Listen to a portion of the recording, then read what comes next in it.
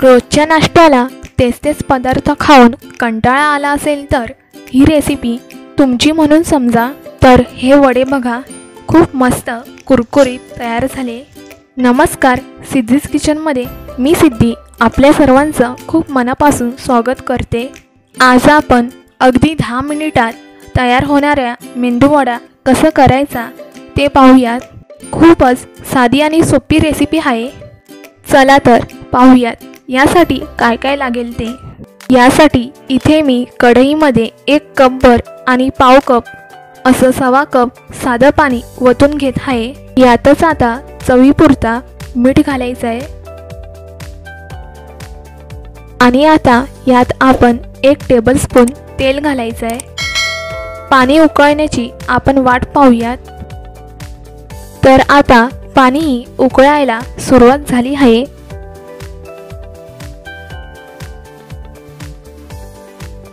आता यानंतर 1 कप बारीक रवा घेतला. तुम्ही हवा तर मोठा रवाही या ठिकाणी वापरू शकताय. गॅस मंद आचेवरच ठेवायचा. एका हाताने रवा घालत दुसऱ्या हाताने छान ढवळत राहायचं. ह्यात गुठळ्या अजिबात होऊ द्यायच्या नाही आहेत.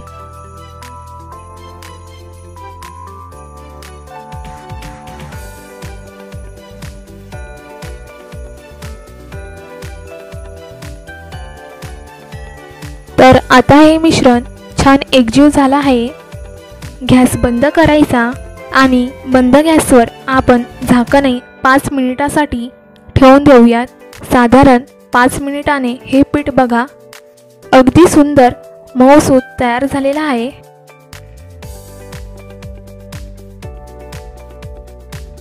एका बाउलमध्ये ह्याला काढून थंड करून घ्यायचं आहे. तर आता ही रव्याची उकड छान आपण थंड करून घेतलेली आहे.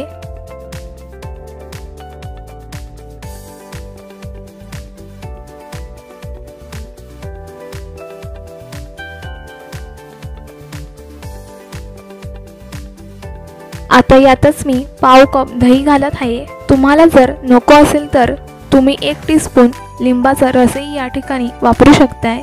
1 हिरवी मिरची बारीक चिरलेली घालायची. कोथिंबीर बारीक चिरलेली घालायची. जिरे अर्धा टीस्पून घालायचे. आता हे सर्व अगदी छान एकजीव करून घ्यायचं आहे. उकड काढताना मी मीठ आधीच घातलं होतं, त्यामुळे मी आता पुन्हा मीठ ह्यात घालत नाही आहे. हे पीठ आपण जसजसं मळत जाल तसं ते वड्यांसाठी परफेक्ट तयार होतं, त्यामुळे ह्यात एक्स्ट्रा पाणी वगैरे काहीच घालावं लागत नाही. आता मळलेल्या पिठाचे एक समान गोळे तयार करायचे. हे वडे करायला इतके सोपे आहेत की कोणीही तुम्ही करू शकता.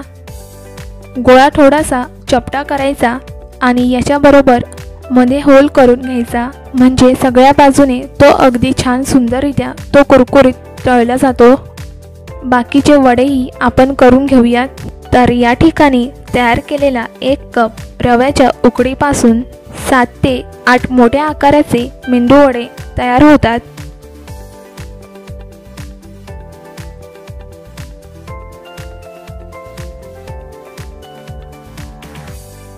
आता तळायला सुरुवात करायची आहे. या ठिकाणी कढईत मी तेल गरम करून घेतलं. तेलात आपण आता वडे सोडून घ्यायचे आणि यावर आता भरभर तेल सोडत राहायचं. वडा पलटत राहायचा. गॅसची फ्लेम मध्यमपेक्षा थोडीशी कमी असावी. एक समान रंग येण्यासाठी वडा सतत पलटत राहायचा.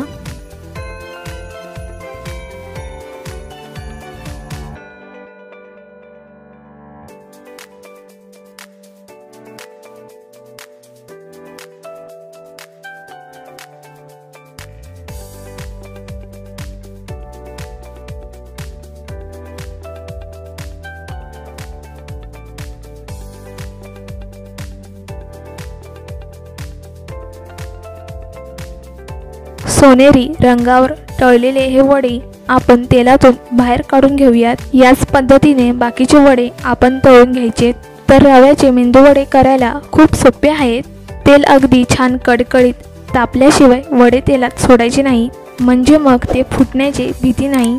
कुरकुरीत वड्यांसाठी गॅसची फ्लेम मध्यमपेक्षा थोडीशी कमी ठेवायची तर सगळे वडे या ठिकाणी छान तयार आहेत। यातील एक वडा तुम्हाला मी ब्रेक करून दाखवते। बघा किती क्रिस्पी तयार झाला, आतून ह्याला छान पोकळी तयार झालेली आहे। बघा हा वडा तुम्ही खोबऱ्याच्या चटणी बरोबर, शेंगदाण्याच्या चटणी बरोबर किंवा सांबाराबरोबर देखील ह्याला सर्व करू शकता। सकाळच्या घाई गडबडीच्या वेळी किंवा टी टाइम स्नॅक्स म्हणून तुम्ही नक्कीच ट्राय करू शकताय आणि तुमचा अनुभव आमच्यासोबत शेअर करा। नेहमीप्रमाणे आजचा व्हिडिओ तुम्हाला आवडला असेल तर व्हिडिओला लाईक करा, शेअर करा, तसेच आमच्या चॅनलला सबस्क्राईब करा।